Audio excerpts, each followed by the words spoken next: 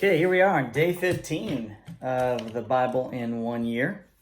We're starting in chapter 40 of Genesis, and we're talking about Joseph, and he's already in slavery. He's gained favor with Potiphar, and then fell out of favor, thrown into the dungeon, and then the cupbearer and the baker have dreams, and Joseph says, I can tell you what the dreams mean. Really, he doesn't say him. He says it's God. So let's get into that area. And then we see that Isaac dies during this time period while Joseph is away. How horrible. His grandpa dies while he's away. So in chapter 40, verse 8, the baker and the cupbearer says, we both had dreams last night, but no one can tell us what they mean.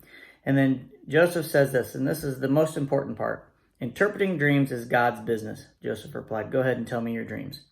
So Joseph is smart enough to understand that God is in control of everything, but even he struggles with his imprisonment and struggles with why he's there. But he is soon to find out why he is there. So we get into the dreams, and part of what is important about the dreams in the Bible is you get into Daniel, and there are dreams from the king there, King Nebuchadnezzar, and other dreams in the book of Daniel, and talks about the end times. So it's an amazing thing to see that God not only shows up to people, talks to people, but he also works through the dreams of people. Interesting. It'd be a kind of a cool thing to do if we wrote down our dreams for 1 month, if you can remember your dreams, and just to see what happens with those dreams. Not that anything is going to happen. I'm just saying it's just an interesting thing to do to see if there is anything there. But remember, it's God that interprets the dreams, that tells us what the dreams mean, not us. So don't interpret them yourself.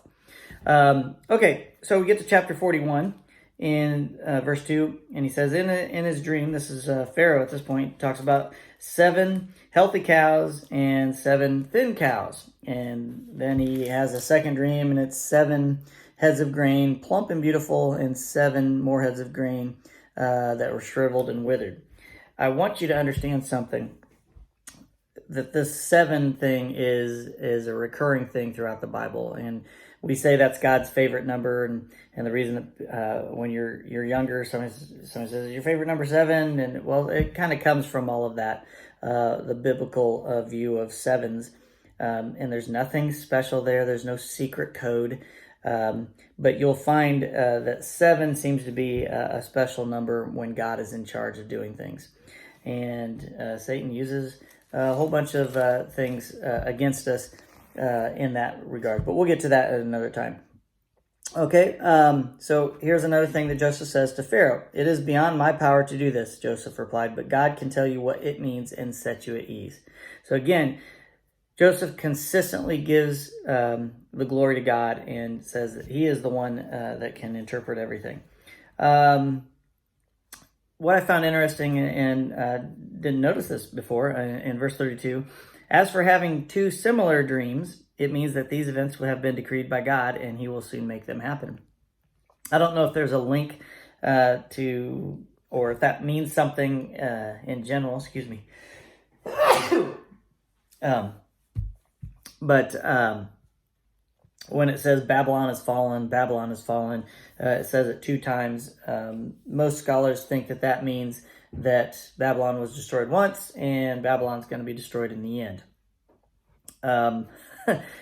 That's a whole nother topic, but I just noticed that when I was reading it. I thought it was interesting to see that if it's 2 times, God says it's going to happen soon. So anyway, we go on. We're almost done here.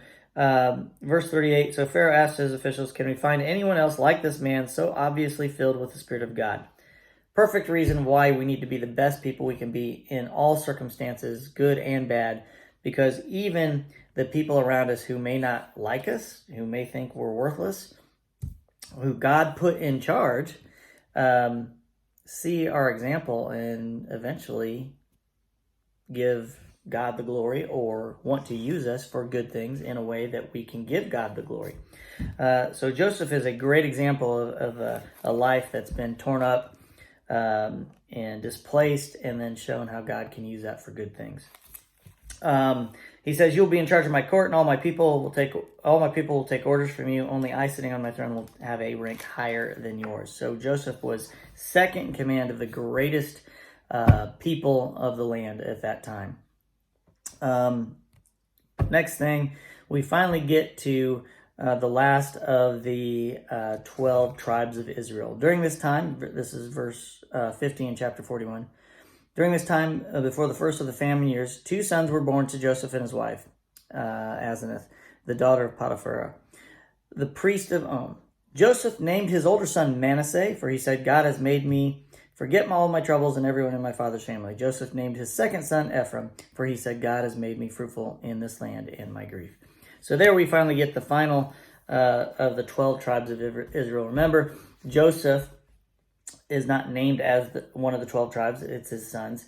And Levi is not named as one of the 12 tribes.